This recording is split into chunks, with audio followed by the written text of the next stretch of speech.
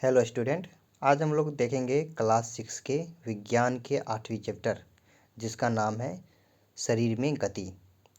इस चैप्टर में जो जो आपके लिए महत्वपूर्ण पॉइंट होंगे मैं उसको घेरा लगा दिया करूँगा।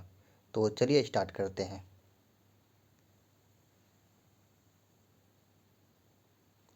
बिल्कुल शांत होकर बैठिए तथा अपने शरीर में होने वाली गतियों का अनुभव कीजिए।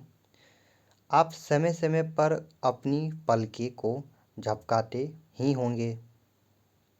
श्वास लेते वक्त अपने शरीर में होने वाली गतियों का परीक्षण कीजिए। हमारे शरीर में स्वतः ही अनेक गतियाँ निरंतर होती रहती है। जब आप अपनी नोटबुक में लिखते हैं तब आपके शरीर का कौन सा भाग गति करता है? जब आप मुड़कर अपने मित्र को देखते हैं तब शरीर का कौन सा भाग गति करता है? उपयुक्त सभी उदाहरणों में आपके उसी स्थान पर रहते हुए भी आपके शरीर का कोई न कोई भाग गति करता है। आप एक स्थान से दूसरे स्थान पर जाते हैं। आप उठकर अपने अध्यापक के पास जाते हैं। कक्षा के बाद विद्यालय के मैदान में जाते हैं अथवा विद्यालय के बाद अपने घर जाते हैं। तो इस स्थिति में आप एक स्थान से दूसरे स्थान तक वास्तव में चलकर जाते हैं। आप चलकर, दौड़कर या कूदकर एक स्थान से दूसरे स्थान पर जाते हैं। आइए अपने मित्रों, अध्यापकों एवं अभिभावकों से चर्चा करके सारणी 8.1 भरते हुए यह देखते हैं कि अब यहाँ बूझो क्या कर रही देखते हैं। बूझो पौधों की गति को लेकर आश्चर्यचकित है। वह जानता है कि पौधे एक स्थान से दूसरे स्थान तक गति नहीं करते, परंतु क्या वे किसी दूसरे प्रकार की गति को प्रदर्शित करते हैं? अब इस सारणी को आप पूरा कर सकते हैं। जंतु एक स्थान से दूसरे स्थान तक किस प्रकार गमन करते हैं? चलना, टहलना, दौड़ना, कूदना, छलांग मारना, रेंगना एवं तैरना इत्यादि जंतु के एक स्थान से दूसरे स्थान तक जाने के कुछ ढंग हैं। जंतुओं के एक स्थान से दूसरे स्थान तक जाने के तरीके में इतनी अधिक विविधता क्यों है? क्या कारण है कि अनेक जंतु चलते हैं जबकि सांप रेंगता है और मछली तैरती है? अब देखते हैं 8.1 में मानव शरीर एवं इसकी गतियाँ। जंतुओं की विविध गतियों पर ध्यान देने से पूर्व आइए अपने शरीर की कुछ गतियों को ध्यानपूर्वक देखें।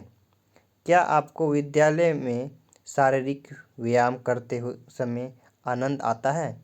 विद्यालय में शारीरिक व्यायाम करते समय आपके हाथ एवं पैर किस प्रकार गति करते हैं? आइए हमारा शरीर जिन गतियों को करने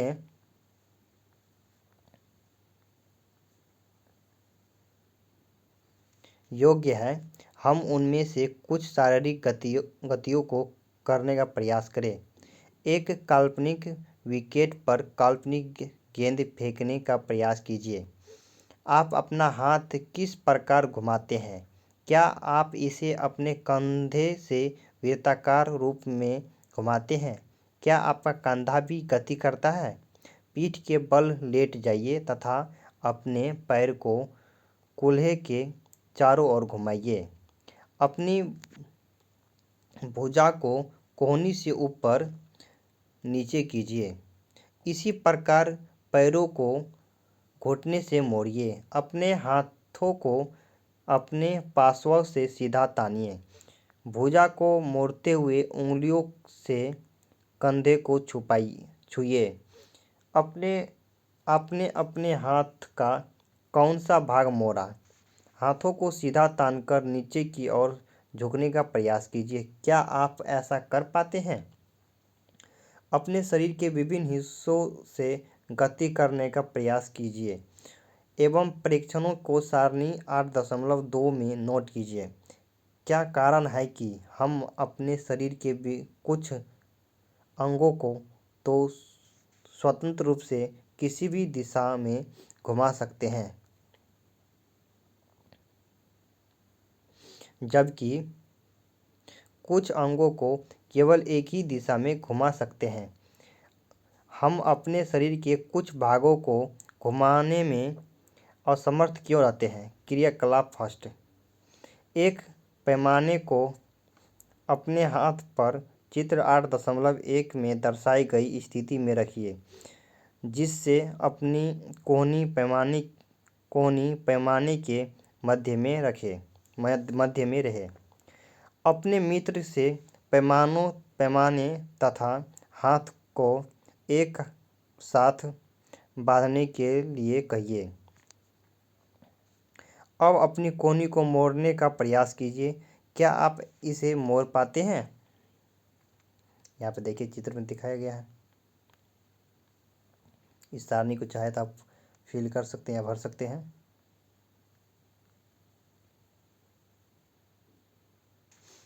क्या आपने ध्यान दिया कि हम शरीर के विभिन्न भागों को उसी स्थान से मोड़ अथवा घुमा पाते हैं जहाँ पर दो हिस्से एक दूसरे से जुड़े हो? उदाहरण के लिए कोहनी, कंधा अथवा गर्दन। क्या आप ऐसे कुछ अन्य भागों के नाम बता सकते हैं? इन स्थानों को संधि कहते हैं। अब संधि किसे कहते हैं? जिस दो स्थानों को कहीं से मोड़ सकते हैं या कोई ऐसा भाग जहाँ से मोड़ा जा सकता है उसे ही संधि कहते हैं।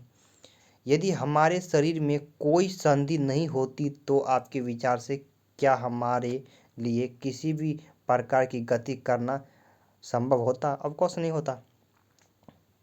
वास्तव में इन संधियों को कौन सी वस्तु परस्पर बांधती है? अपनी उंगली द्वारा अपने सिर, चेहरे, गर्दन, नाक, कान, कंधे के पीछे, हाथ, पैर, उंगली एवं पदा उंगलियों को दबाइए। क्या आपको ऐसा अनुभव हुआ कि आपकी उंगली किसी कठोर वस्तु को दबा रही है? ये कठोर संरचना अस्थियाँ है। अपने शरीर के अन्य भागों में इस प्रक्रिया को दोहराइए। इतनी सारी अस्थियाँ। जब अस्थियों को नहीं मोड़ा जा सकता तब हम अपनी कोहनी को कैसे मोड़ लेते हैं? हाथ के ऊपरी हिस्से से लेकर कलाई तक एक ही लंबी अस्थि नहीं होती। वास्तव में अनेक अस्थियाँ कोहनी तक जुड़ी रहती है। इसी प्रकार हमारे शरीर के प्रत्येक हिस्से में अनेक अस्थियाँ हैं।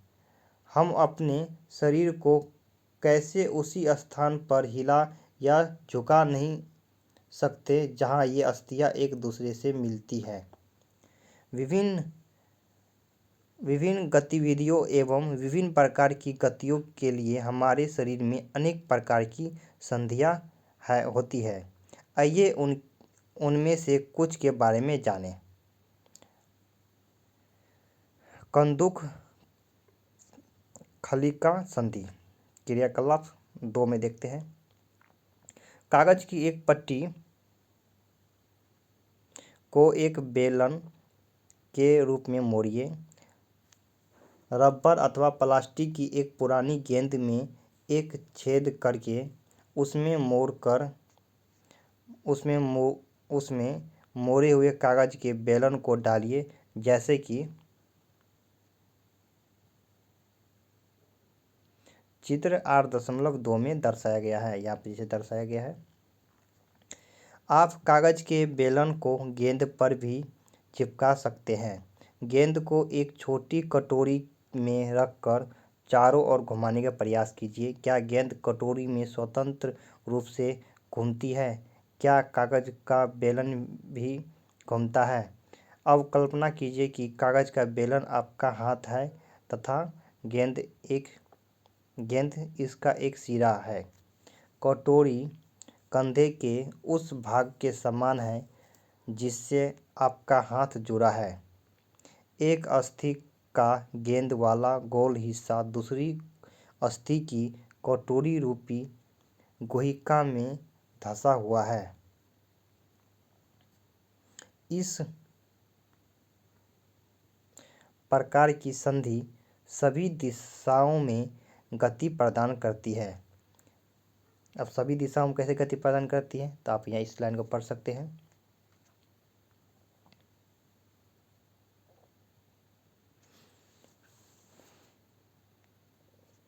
क्या आप इन गतियों में उपरोक्त प्रकार की संधि का कोई अन्य उदाहरण खोज सकते हैं?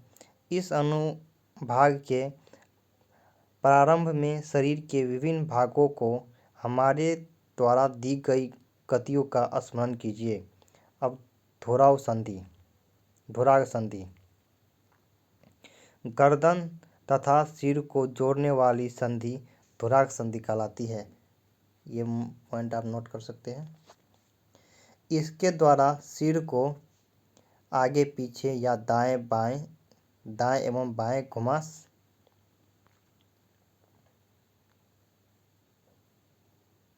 सकते हैं। इन गतियों को करने का प्रयास कीजिए। यह गति आप हमारे हाथ की उस गति से किस प्रकार भिन्न है जिसमें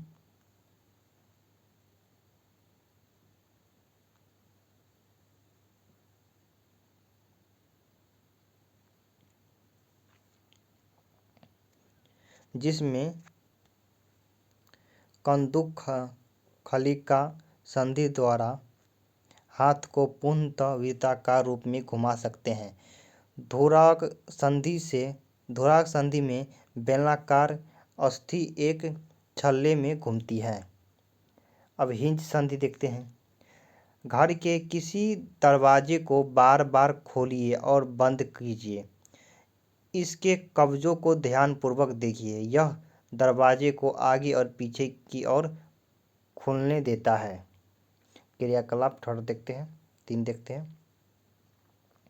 आइए कब्जे की गति के प्रकार को देखें। एक मोटे कागज अथवा गत्ते का एक बेलन बनाइए, जैसे कि चित्र 8.4 में दिखाया गया है। यहाँ पर देखिए चित्र दिखाया गया है। चित्र के अनुसार गत्ते अथवा कागज के बेलन के मध्य में छेद करके एक छोटी पेंसिल लगाइए। गत्ते का एक और टुकड़ा लेकर उसको इस प्रकार मोड़िए कि यह आधा बेलन बन जाए, जिस पर दूसरे बेलन को सरलता से घुमाया जा सके। आधे बेलन पर रखा पूर्ण बेलन कब्जे की भांति है। पेंसिल लगे बेलन को चलाने का प्रयास कीजिए। यह किस प्रकार गति करता है? यह गति आपके द्वारा बनाए गए कंदुक खलिका संधि की गति से किस प्रकार भिन्न है? क्रियाकलाप 1 में कोहनी में इसी प्रकार की गति देखी थी। चित्र 8.4 में जो कुछ हमने बनाया था वह हिंज से भिन्न है।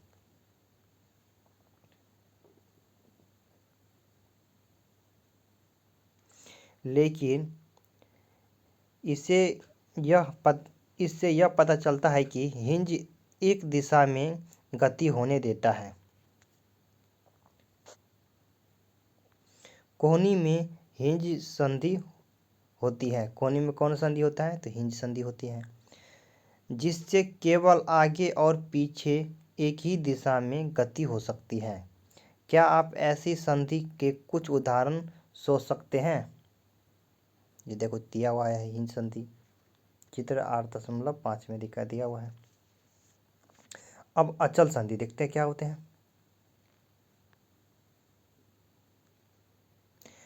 हमारे सिर में कुछ अस्थियां होती हैं जो संधि द्वारा एक दूसरे से जुड़ी रहती हैं।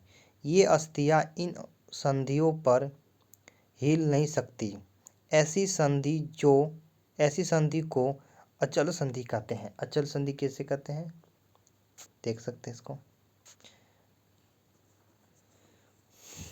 जब आप अपना मुंह खोलते हैं तो आप अपने निचले जबड़े को सिर से दूर ले जाते हैं। अब अपने ऊपरी जबड़े को हिलाने का प्रयास कीजिए। क्या आप इससे गति दे पाते हैं? ऊपरी जबड़े एवं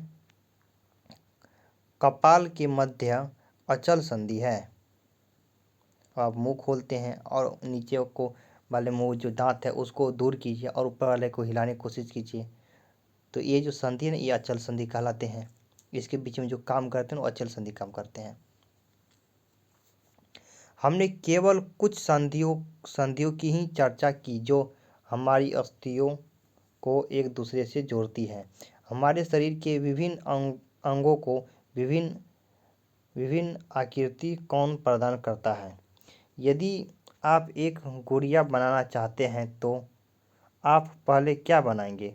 संभवतः गुड़िया को एक आकृति प्रदान करने के लिए आप एक ढांचा तैयार करेंगे। आप ऐसा नहीं करेंगे। हमारे शरीर की सभी अस्थियां ठीक इसी प्रकार शरीर को एक सुंदर आकृति प्रदान करने के लिए एक ढांचे का निर्माण करती है। इस ढांचे को कंकाल कहते हैं। अब कंकाल किसे कहते हैं?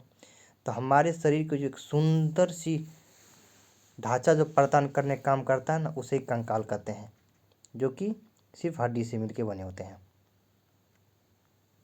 कंकाल।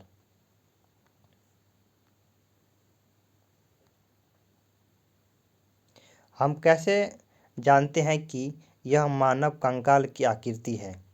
हम शरीर की विभिन्न अस्थियों की आकृति के विषय में किस प्रकार जान पाते हैं? शरीर के कुछ अंगों में मौजूद अस्थियों और उनकी संख्या तथा आकृति के बारे में हमें तब पता चलता है जब हम उनका अनुभव करते हैं। एक्सरे चित्र में से हमें शरीर की सभी कठोर अस्थि की आकृति का पता चलता है। ये देखिए, मानव कंकाल ऐसे होते हैं। अभी जो आपके ऊपर के जैसे चमड़ी है ना, मांस है ना, उसको हटा दिया जाएगा ना, तो ऐसे ही आप दिखेंगे। मिस्टेक से कहीं धोखा से रात में किसी के सामने चले गए ना, इसको लेके चले गए ना, तो भारत सो नहीं पाएंगे।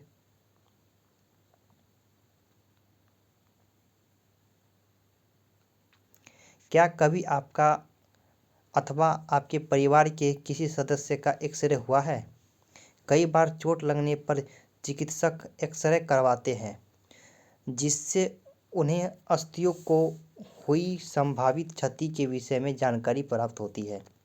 एक्सरे चित्र में से हमें शरीर की अस्थियों की आकृति का पता चलता है। अब आप किसी हॉस्पिटल में जाएंगे ना, भगवान न करे कभी जाए, लेकिन किसी को मान लीजिए चोट लग गया या हाथ पैर में बहुत ज़्यादा चोट लग गया, तो जाएंगे एक्सरे कराने। तो डॉक्टर बोलेंगे भाई जा तू चेक करा क्या कि तुम्हारे हाथ में हुआ क्या है। जाकर चेक कराने जाएंगे तो पता चलेगा कि उसका हाथ टूटा हुआ है। ये छोटे बच्चे रहेंगे या 30-35 साल से कम रहेंगे और थोड़ा बहुत टूटा टूटा रहेगा तो चल जाएगा। ज़्यादा एज के हैं और बहुत ज़्यादा टूटा फूटा है तो फिर उसको लगाएगा स्टील। चलिए अब आगे पढ़ते हैं।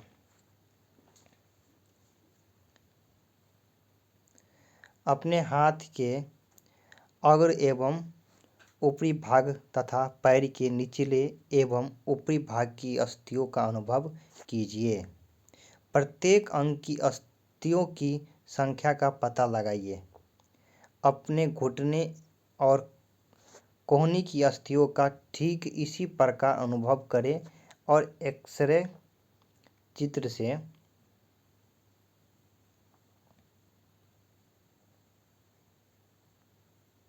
तुलना कर प्रत्येक भाग में अस्थियों की संख्या ज्ञात कीजिए। चित्र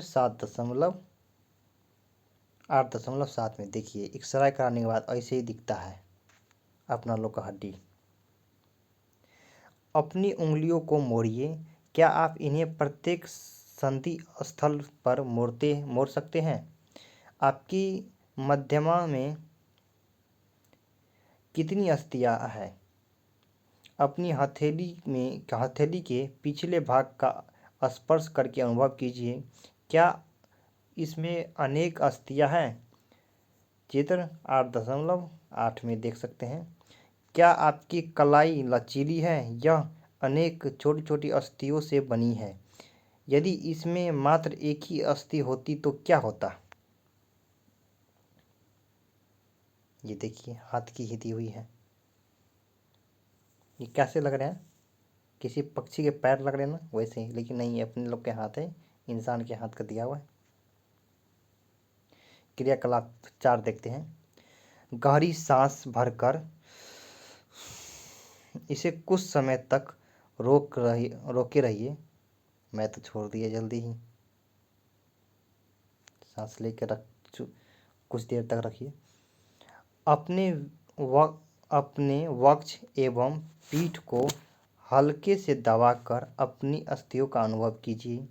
जितनी पसलियों को आप गिन सकते हैं गिन लीजिए। चित्र 8.9 को ध्यान से देखिए और वक्ष की अस्थियों की तुलना अपने उपयुक्त अनुभव से कीजिए। हम ये देखिए, फेफड़े का चित्र दिया हुआ है। हम देखते हैं कि पसलियाँ विशिष्ट रूप से मुड़ी हुई है। वे वक्ष की अस्थियों एवं मेरुट से जुड़कर एक बक्से की रचना करती है। इस सुकुरूपी बक्से को पसली पिंजर कहते हैं। पसली पिंजर कहते हैं। हमारे शरीर के कुछ महत्वपूर्ण अंग इसमें सुरक्षित रहते हैं। अब आपको कोई बोलेगा ना कि हमसे प्यार कर लो, मेरा दिल ले लो, तो दिल कहाँ रहता है? वो दिल जो रहता है ना, वो इसी अंदर में रहता है, पसली पिंजर के अंदर में रहता है। अपने मित्र को बिना घुटने मुड़े झुककर अपने पाँव की उंगलियां छूने को कहिए। अपनी उंगलियां उसकी पीठ के मध्य में रखिए। क्या आपको एक लंबी एवं कठोर संरचना का अनुभव होता है? क्या यह चिकनी, समतल अथवा अखंड है? अपनी उंगलियों को अपने मित्र की गर्दन से आरंभ करके उसकी पीठ पर नीचे की ओर लाइए। आपके द्वारा अनुभव की गई संरचना उसकी मेरुड है। मेरुड जो पीठ में पीछे की जो होती है ना, रीढ़ की हड्डी जिसे बोलते हैं अपना लोग साधारण भाषा में, उसको मेरुड कहते हैं। यह अनेक छोटी छोटी अस्थियों से बना है। चित्र 8.10 में देख सकते हैं। ये देखिए, पसली पिंजर भी वक्ष क्षेत्र की इन अस्थियों से जुड़ा है। यदि यह मेरुड केवल एक ही अस्थि का बना होता तो क्या आपका मित्र इस प्रकार नीचे झुक सकता? कभी नहीं झुक सकता। वो तो वैसे भी नहीं झुकने बोलते, नहीं झुकता। आजकल के मित्र झुकने बोलो 10 वर्ष पूछेंगे क्यों भाई, क्यों झुकना है। चलिए आगे पढ़ते हैं।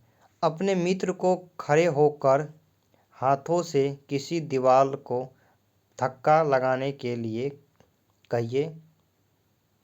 उससे कहिए कि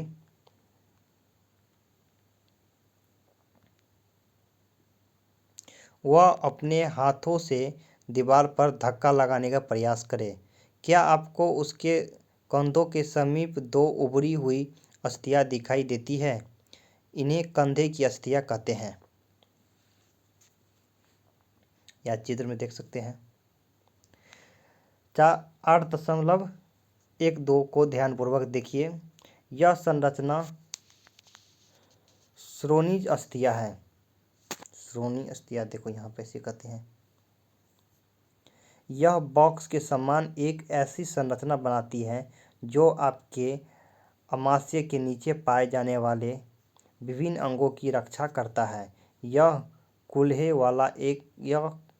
वाला वह हिस्सा है जिसके सहारे आप बैठते हैं। बैठने, अभी जो आप बैठ के पढ़ रहे हैं वो किसके सहारे बैठ के पढ़ रहे हैं?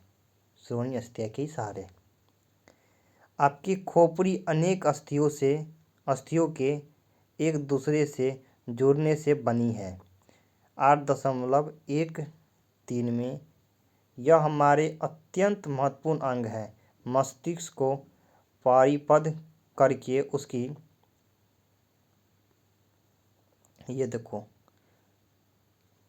किसी छोटे बच्चे को दिखा दो, डर से 2 दिन आपके पास नहीं आएगा। मस्तिष्क को परिपक्व करके उसकी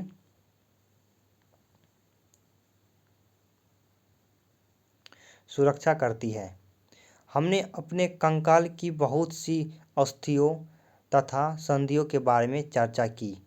कंकाल के कुछ अतिरिक्त अंग भी हैं जो हड्डी जितने कठोर नहीं होते और इन्हें मोड़ा जा सकता। इन्हें उपास्थि कहते हैं।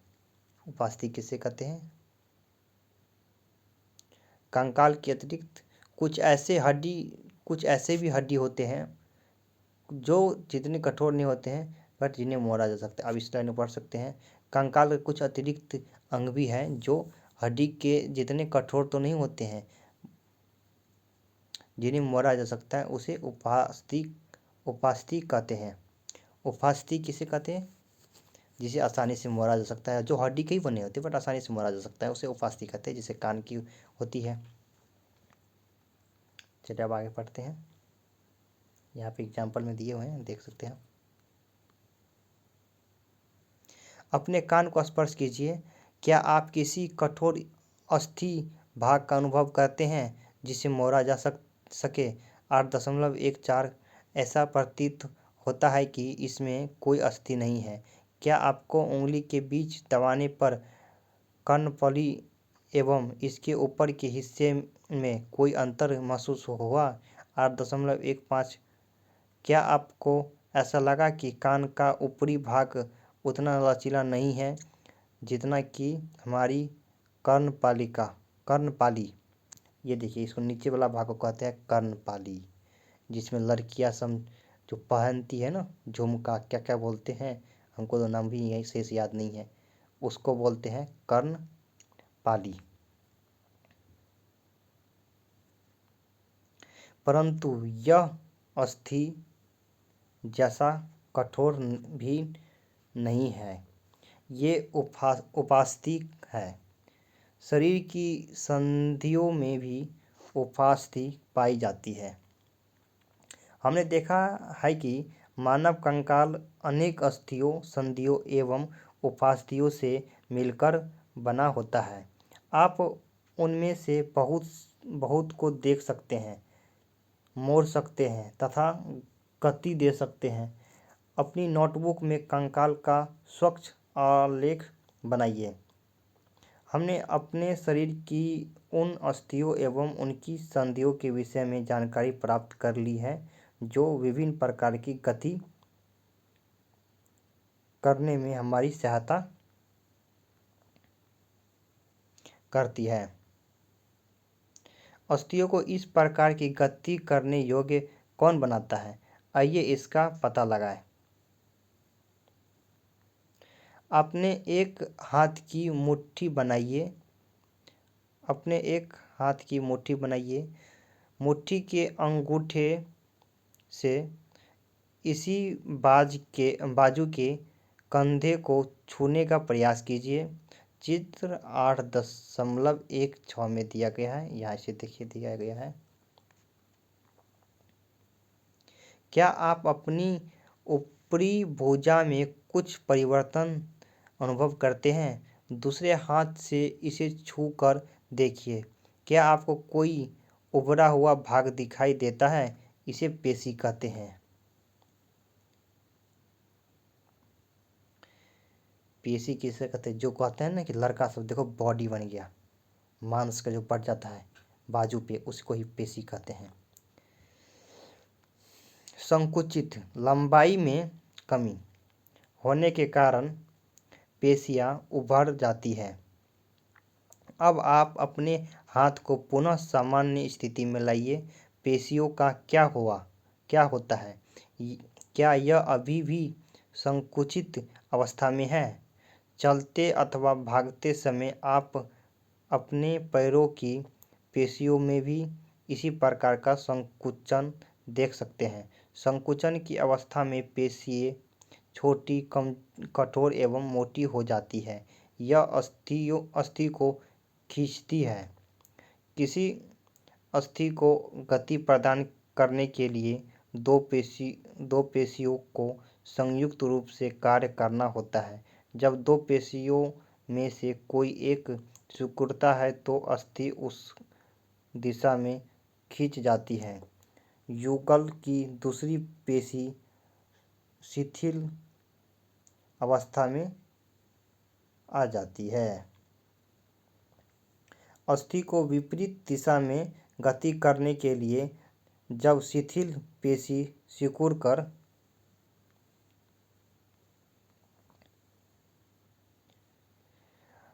अस्थि को अपनी पूर्व स्थिति में खींचता है, जबकि पहली पेशी अब शिथिल हो जाती है। अब मान लीजिए कहीं हाथ मोड़ रहे हैं तो दो प्रकार की वहाँ पर पेशियाँ काम कर रही हैं। पेशी केवल खींच सकती है, वह धक्का नहीं दे सकती। अतः एक अस्थि को गति देने के लिए दो पेशियों को संयुक्त रूप से कार्य करना होता है। चित्र 8.16 में देख सकते हैं। क्या गति के लिए हमेशा अस्थि एवं पेशियों की आवश्यकता होती है? दूसरे जंतु किस प्रकार चलते हैं? क्या सभी जंतु में अस्थियां पाई जाती है? केंचुए अथवा घोंघे में क्या होता है? आइए कुछ जंतु की गतियों का अध्ययन करते हैं। अब यहाँ पर कुछ जंतु का अध्ययन कर लेते हैं। जंतु की चाल। केंचुआ एग्जाम्पल। बगीचे में चलते हुए एक केंचुए का निरीक्षण कीजिए। इसे पकड़कर एक स्याही, शोक या फिल्टर पेपर पर रखिए। इसकी गति का परीक्षण कीजिए। इसके यहाँ पर देखिए केंचुए के दिया हुआ है। इसके पश्चात केंचुए को एक कांच की पट्टी, टुकड़े, टाइल अथवा किसी चिकनी सतह पर रखिए तथा इसकी गति का परीक्षण कीजिए। क्या यह गति करने पर केंचुए की गति से भिन्न है? क्या आप यह देखते हैं कि केंचुए केवल अत्यधिक चिकनी सतह पर ही आसानी से चल सकता है? केंचुए का शरीर एक सिरे को दूसरे से सटाकर रखे गए अपने अनेक छल्लों से बना प्रतीत होता है। केंचुए के शरीर में अस्थियां नहीं होती, परंतु इसमें पेशियां होती हैं जो इसके शरीर के घटने और बढ़ने में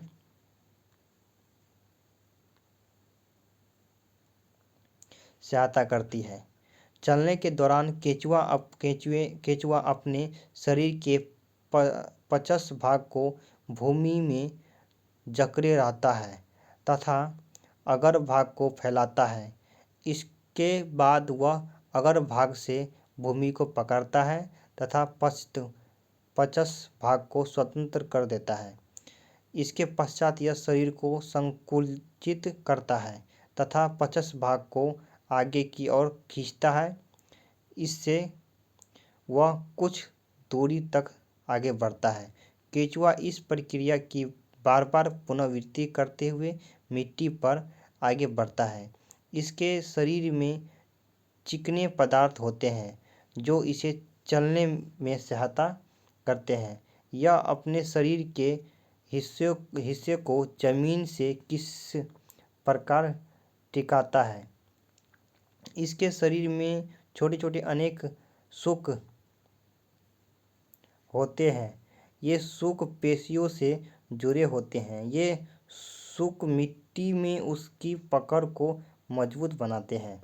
केंचुए वास्तव में अपने रास्ते में आने वाली मिट्टी को खाता है।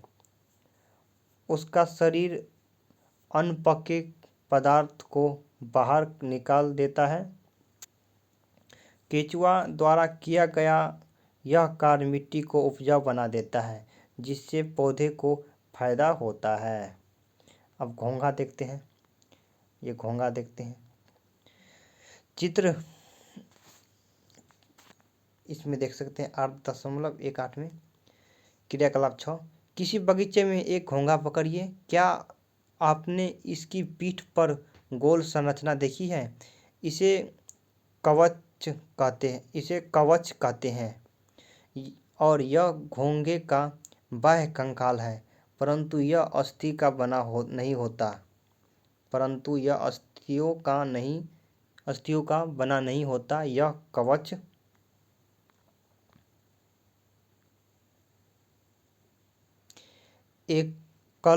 एकक होता है और यह घोंघे को चलने में कोई सहायता नहीं करता। यह घोंघे के साथ खींचता जाता है। घोंघे को कांच की पट्टिका का पर रखकर इसका परीक्षण कीजिए। जब यह चलना प्रारंभ करे तो सावधानी से कांच की पट्टिका को अपने हाथ से अपने सिर से ऊंचा उठाकर कांच के नीचे से उसके चलने की ढंग का परीक्षण कीजिए। कवच का छेद खुलने पर आपने उससे एक मोटी मांसल संरचना एवं सिर बाहर आते देखा है। मोटी संरचना इसका पैर है, जो दृढ़ पेशियों का बना होता है। अब सावधानीपूर्वक कांच की प्लेट को एक और थोड़ा सा झुकाइए। पाद की लहरदार गति दिखाई देता है। क्या घोंघे की गति केंचुए की गति से तीव्र है अथवा धीमी? क्रियाकलाप अब 7 देख सकते हैं। किसी कॉकरोच का परीक्षण कीजिए। कॉकरोच से सबसे ज़्यादा किसको डर लगता है पता है? सबसे ज़्यादा कॉकरोच से डरते हैं ना लड़की के शादी होने के बाद ना अपना पति से डरती है, किसी से नहीं डरती है, लेकिन कॉकरोच से जरूर डरती है।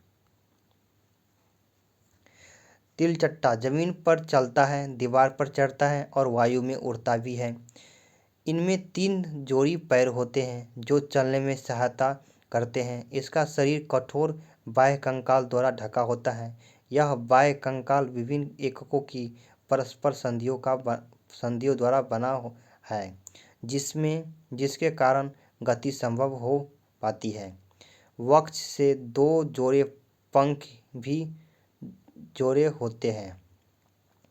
अगले पैर सक्रिय और पिछले पैर चौड़े एवं बहुत पतले होते हैं।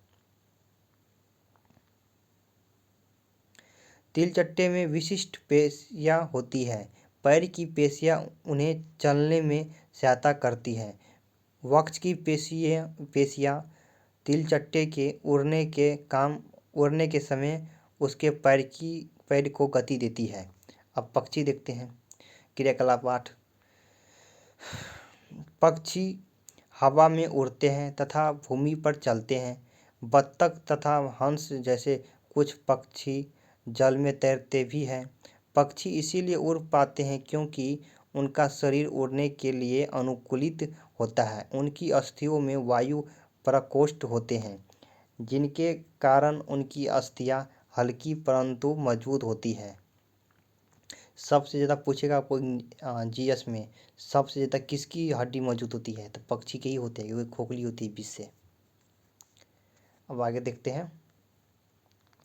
पश्चात की अस्थियां चलने एवं बैठने के लिए अनुकूलित होती है। अग्रपाद की अस्थियां रूपांतरित होकर पक्षी के पंख बनाती है। कंधे की अस्थियां मजबूत होती है। वक्ष की अस्थियां उड़ने वाली पेशियों को जकड़े रखने के लिए विशेष रूप से रूपांतरित होती है तथा पंखों को ऊपर नीचे करने में सहायता होती है। ये देखिए चित्र दिया हुआ है, लगता है इसका ना पूरे ऊपर का मांस हटा दिया है पक्षी का कंकाल। अब मछली देख लेते हैं। क्रियाकलाप 9। कागज की एक नाव बनाकर उसे पानी पर इस प्रकार रखिए कि उसका नुकीला भाग आगे की ओर रहे। इसे धीरे से धक्का दीजिए। 8.21 में देख सकते हैं यहाँ पे। क्या यह जल पर आगे की ओर तेजी से जाती है? अब नाव को दोनों सिरों से पकड़कर इस प्रकार धक्का दीजिए कि वह चौड़ी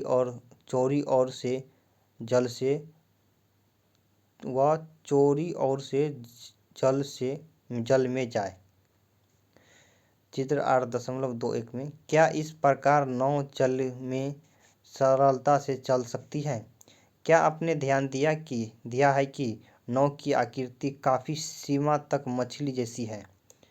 मछली का सिर एवं पूँछ उसके मध्य भाग से पतला एवं नुकीला होता है।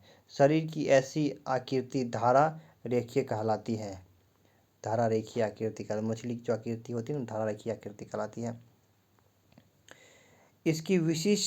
इसकी विशेष आकृति के कारण जल इधर उधर बाहर निकल जाता है और मछली जल में सरलता से तैर सकती है। मछली का कंकाल दृढ़ पेशियों से ढका रहता है। तैरने की प्रक्रिया में शरीर का अग्रभाग एक और मुड़ जाता है तथा पूँछ विपरीत दिशा में जाती है। यहाँ पर देख सकते हैं, इमेज दिया हुआ है। मछली चित्र 8.23 के अनुसार शरीर को मोड़ती है तो तीव्रता से उसकी पूँछ दूसरी दिशा में मुड़ जाती है। इससे एक झटका सा लगता है और मछली आगे की ओर चली जाती है। इस प्रकार के क्रमिक ताल से मछली आगे की ओर तैरती रहती है। पूँछ के पंख इस कार्य में उसकी सहायता करते हैं। मछली के शरीर पर और भी पंख होते हैं जो तैरते समय जल में संतुलन बनाए रखने एवं दिशा निर्धारण में सहायता करते हैं। क्या आपने कभी ध्यान दिया है कि गोताखोर अपने पैरों में इन पंखों की तरह के विशेष अरित्र पहनते हैं जो उन्हें जल में तैरने में सहायता करते हैं। अब सर्प कैसे चलते हैं, सर्प के बारे में देख लेते हैं।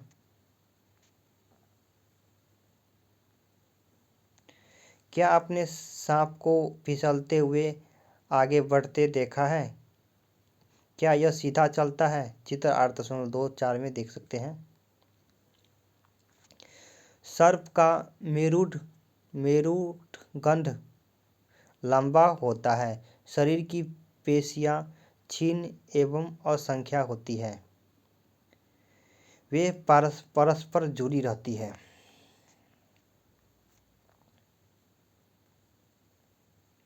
चाहे वे दूर ही क्यों न हो, ये मेरुद पशियों एवं त्वचा को भी एक दूसरे से जोड़ती है।